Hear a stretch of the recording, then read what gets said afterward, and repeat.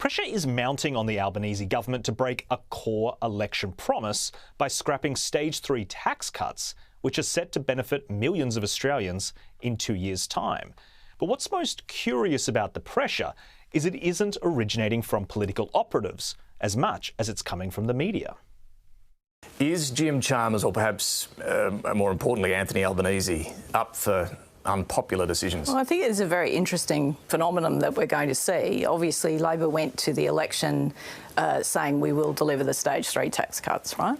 I think this government in particular is very has a very heightened awareness about the political cost of broken election promises, because they saw what happened to Julia Gillard after 2010 and the no carbon tax rubbish. But anyway, we won't unpack that. Let's just put that to one side. So it's going to be difficult for them to not deliver the Stage 3 tax cuts, which are, I mean, it's ridiculous that we're even contemplating delivering those tax cuts at this point in time. It's completely ridiculous. Well, that was the far-left political editor of The Guardian, Catherine Murphy, dictating what the Labor government should or should not do. And if you had any doubt about her views on the tax cuts, listen to this. Following on from what you said before, do you think that if they could, they would walk the tax cuts back? Well, I think they understand that it's not the policy that we need right now in the country. Yeah, I do, because they're not idiots. Right, so only a stupid person would introduce the tax cuts. You have to love these left-wing journalists trying to pass their opinions as cold, hard, indisputable facts. Australians voted for Labor, being assured these tax cuts would go ahead. And as the Daily Telegraph reported this week, despite the rhetoric you will read in The Guardian, the tax cuts will not just benefit wealthy people. Tradies, emergency service workers, senior teachers and nurses would have their promised tax breaks trimmed if Jim Chalmers backflips on Stage 3 cuts for aspirational Australians. And my fellow Sky News host Laura Jays made the exact same points just one day earlier on Sky. These are the facts. The Stage 3 tax cuts do not take effect for another 2 years. And by Labor's own forecast, the economy will be in a much healthier position than it is now. In July of 2024, the 37% marginal tax rate for those earning over $120,000 a year will be abolished altogether. It also reduces the 32.5% rate to 30% for people earning between $45,000 and $200,000 a year. For everyone earning over $200,000 a year, they will still pay 45% tax on their earnings. Well said, Laura. Ignore the spin from these ideologically possessed activist journalists that the tax cuts are only for the rich. Aspirational Australians were willing to take a punt on Labor because of these promises before the election. We voted for the legislation of the tax cuts, and we said clearly and explicitly we would keep those legislated tax cuts because people deserve that certainty going forward. And we're going to ensure that there's certainty going forward about what the tax system looks like. We're committed to delivering what we said we would. And I've said on the Stage 3 tax cuts that they've been legislated. People are entitled to operate on the basis of that certainty. We inherited it, and I've said that we haven't changed our position. And as ABC host David Spears rightly points out on that same episode of Insiders, would Labor even have won if the cuts were scrapped? Such a hypothetical, because we don't know, for example, whether we would have got that election result had Labor fought the campaign saying we're opposing Stage 3 tax cuts. We don't know what would have happened at the election if that was the central... That would have given Morrison... Labor won because of its small target election strategy and its moderate policy platform, which involved not scrapping the tax cuts. So why is it that some journalists think that they are smarter than all of the Australian voters who took these facts into consideration before the election? Why is it that The Guardian thinks it can dictate economic policy in a way that pressures Labor to abandon a key election promise? Well, let's bring in the panel. First, we have Recastled CEO, Kosha Garda, and of course, Executive Director at the Menzies Research Centre, Nick Cater. Nick, why don't we start with you? Journalists are entitled to opinions, and we run a lot of opinions at this network. But for journalists to be advocating for a government to break a key election promise, actually going as far to frame the policy as being stupid, surely that's taking it a bit too far.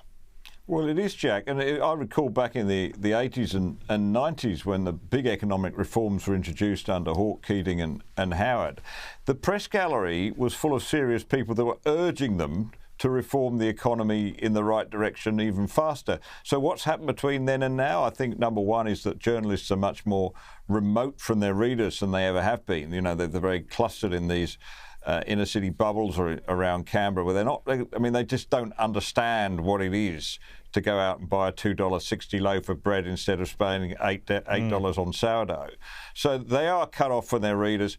Plus, I'm sorry to say, there's this great economic illiteracy seems to have crept in. And the third factor, I guess, is that because so much of our media now is overweighted towards the public service because of the ABC and their influence. I mean, if you worked at the ABC, it is not in your interest to advocate spending cuts. You'd rather see as much tax as possible in the hope that the government might give your organisation a bit more. So it's an unfortunate thing, and it's very unfortunate the government is being swayed by this. I mean, Chalmers could stand up right now, look down the barrel of a camera as I am and say, look, we are going to keep our election promise. He hasn't, which suggests he's preparing to break it.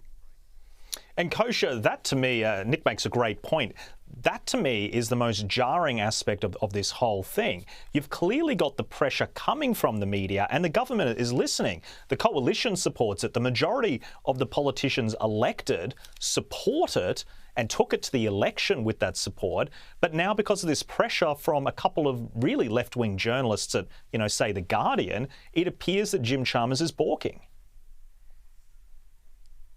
Promises are increasingly getting cheap, I think, in politics, Jack, and we see that time and again. Look, I think tax policy really crystallizes the value system that guides the political spectrum, where one side believes that it is for the government to own, and it's the government's job to decide how much money should go to which brackets of people and income earners, and the other side believes that it is people's own right to keep their own money, basically, and anytime you return taxes to them, you're returning people their own money. And what's really interesting is the left has succeeded in claiming the moral high ground and framing this debate in moralistic terms where you're denigrated as somebody who wants to favor the rich if you're for tax cuts. And the right, as they often do, is really ineffective at combating that framework also on moralistic terms and saying that all we're doing is returning money to the people, especially when government bloat and waste is only increasing over time. So I think that's what that is. And one other point too in this is that that journalist from The Guardian probably doesn't know that Australia is actually an outlier in terms of their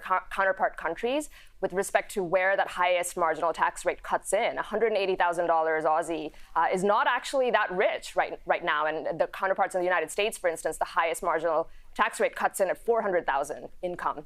So that's already different. It makes it really difficult for the middle class to sort of get a foothold in society. And I think, as Nick mentioned, journalism has shifted from being the working man's profession of holding people in power to account, and it's turned into this sinecure of affluent people who go to journalism school are completely out of touch with the readers that they're supposed to inform or the viewers they're supposed to inform. And I think that really comes through in an issue like tax policy. Yeah, exactly. And Nick, back to your point on the economic illiteracy with some of the reporting, I've seen some figures thrown around such as, it will cost $20 billion, but it really ignores the positive influences that these cuts could have on the economy, such as, attracting talent from overseas and making Australia a place which really is competitive from an employer perspective. Yeah, and don't forget these tax cuts are also the restructuring of the taxes that Josh Frydenberg introduced also flattens the tax rate. That's to say, you remove these jarring points where you go over a certain threshold, you're paying a whole lot more tax. That's not good. That doesn't encourage people to work harder.